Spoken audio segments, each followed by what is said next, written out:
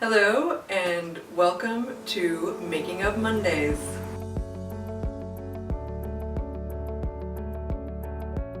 For today's episode, we are going to do some straightforward portraiture. Previously, we've been doing surrealistic images that involved a lot of photoshopping. This is just going to be mostly in camera. We're going to use lighting and some props to add some slightly surreal qualities to the images. But other than that, it's going to be pretty straightforward and pretty simple. So I'm really excited to get started on this. I hope you are too. We are also going to have a model coming today, so you will meet her in just a bit. I'm going to show you the props we're going to be using today. So first of all, we have this. I found this on a cliffside at the beach. This plant was just growing all over the cliffside and it was dried out and dead. So I just grabbed a chunk of it and took it home with me. So I think it looks really cool. We're going to use this. And we are also going to use this dead rose. I just clipped this off of a rose bush outside of my apartment and I just let it sit and dry out, and it's extremely thorny, which I like, and it just has a slightly creepy but also very beautiful quality to it that I think will make for an excellent prop. I'm also going to show you guys some of my lighting equipment.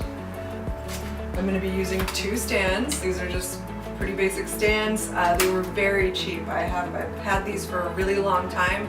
I can't remember exactly how much they cost, but they were probably under $20. This is a Godox LED light. It's just a 60-watt light, but it's actually very powerful and it's daylight white balance, which I like. So we're going to use this too. And then finally we're going to use my favorite light, which I use a lot with my portraiture because it's a very nice soft light.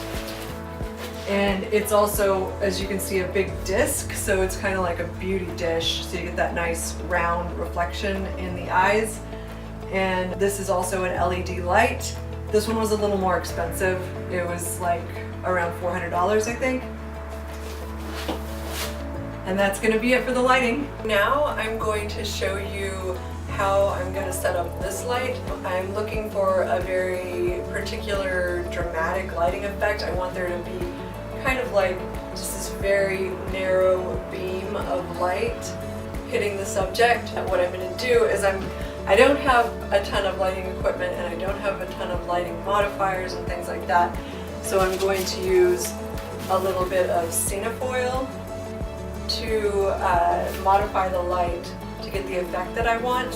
So you can buy this stuff online on Amazon and also on B&H Photo. I actually already have a piece of it that I pulled out of there the other day. So I'm just going to kind of like make this a little more cone-like, and I'm going to use my gaffer's tape to tape it to the light, and we'll see what happens. We have a special guest. This is my friend, actress and model Thessa Malo. Hello.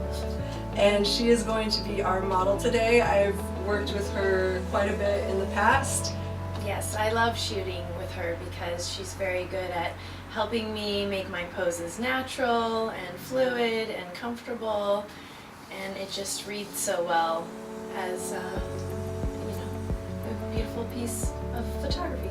Okay, so here we have Thessa. I have directed her to hold her hand up to her head as though she's pushing her hair behind her ear. And as you can see from the dramatic lighting setup that we used here, you can only see a very narrow beam of light that's directly on her face. We are trying some different poses here.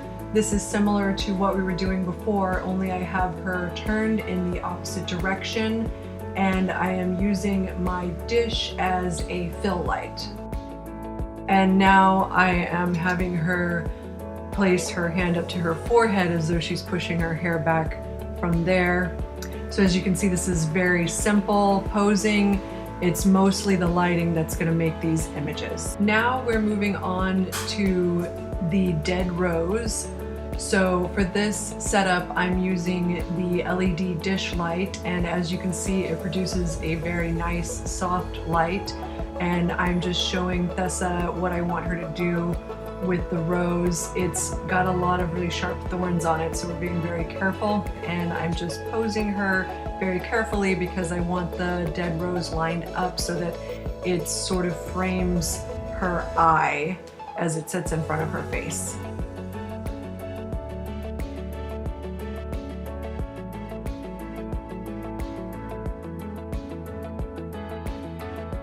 So here I am posing Thessa again. We're doing same lighting setup, but I'm going to pose her a little differently, and we're going to use our other prop. And there you see that I have the prop in her hand, and I'm just adjusting her so that we can go ahead and get this shot.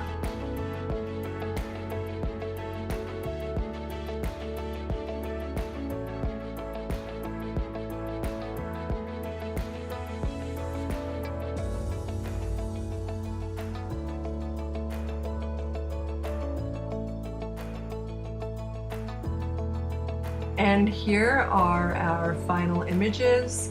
I went with black and white on the first one. The editing on most of these is pretty minimal, just consists of color correction and some retouching, and I think they look great.